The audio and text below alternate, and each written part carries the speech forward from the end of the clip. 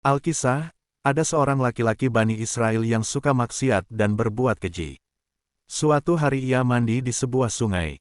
Tiba-tiba terdengar suara air berseru, "Wahai Fulan, tidakkah engkau malu? Mengapa belum juga kau bertobat dari perbuatan dosa dan bertekad untuk tidak mengulanginya lagi?" Mendengar ada suara teguran, laki-laki itu segera keluar dari air dengan perasaan takut seraya berucap, "Aku tidak akan maksiat lagi kepada Allah."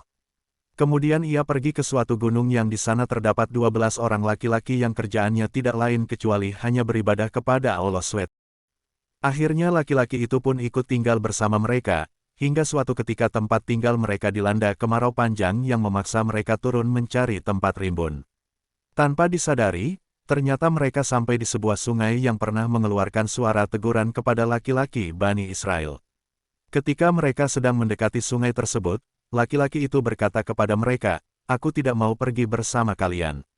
Sebagaimana dijelaskan oleh Ibnu Qudamah Al-Maqdisi dalam kitabnya At-Tawabin, melihat tingkah laku laki-laki tersebut, mereka pun heran, lalu bertanya, "Mengapa?" Dia pun menjawab, "Karena di sana ada seseorang yang telah memperlihatkan kesalahanku kepada diriku sendiri. Oleh karena itu, aku malu bertemu dengannya." Laki-laki Bani Israel itu kemudian pergi meninggalkan teman-temannya di sungai tersebut. Setelah 12 orang ahli ibadah sampai di tujuan, sungai itu mengeluarkan sebuah suara, "Wahai para ahli ibadah, apa yang telah dilakukan oleh teman kalian itu?" Mereka menjawab, "Menurut pengakuannya, di sini ada seseorang yang telah memperlihatkan kesalahannya pada dirinya, sehingga dia malu untuk bertemu." Sungai itu kemudian kembali berkata, "Subhanallah. Sesungguhnya, jika salah seorang kalian memarahi anak atau salah seorang kerabatnya, kemudian si anak tadi menyesali kesalahannya dan kembali melakukan apa yang disukainya, pasti ia akan kembali dicintai. Sesungguhnya teman kamu itu telah bertaubat dan kembali pada apa yang aku sukai. Oleh karena itu aku telah mencintainya.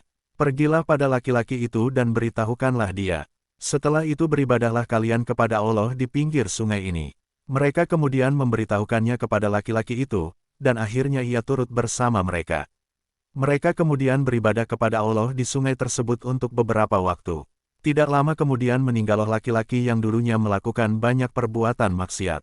Dan sungai itu pun kembali berkata, "Wahai para ahli ibadah yang zuhud, mandikanlah dia dengan airku dan makamkanlah di tepi sungaiku agar di hari kiamat nanti dia dibangkitkan berdekatan denganku." Mereka segera melakukan pesan tersebut. Setelah selesai mereka berkata, "Kita akan bermalam di kuburnya untuk menangisinya. Pada pagi hari kita berangkat." Mereka pun bermalam di kuburnya penuh dengan tangis. Ketika malam telah larut dan rasa kantuk mereka tidak tertahan lagi.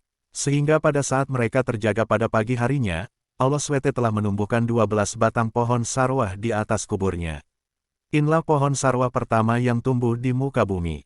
Menyaksikan hal itu, mereka berkata, "Tidaklah Allah menumbuhkan pohon ini pada tempat ini kecuali karena Allah menyukai kita beribadah di sini." Mereka kemudian memutuskan untuk beribadah kepada Allah di kuburan tersebut. Dan ketika salah seorang di antara mereka meninggal, mereka menguburnya di samping kuburannya, sampai mereka meninggal semua di sana.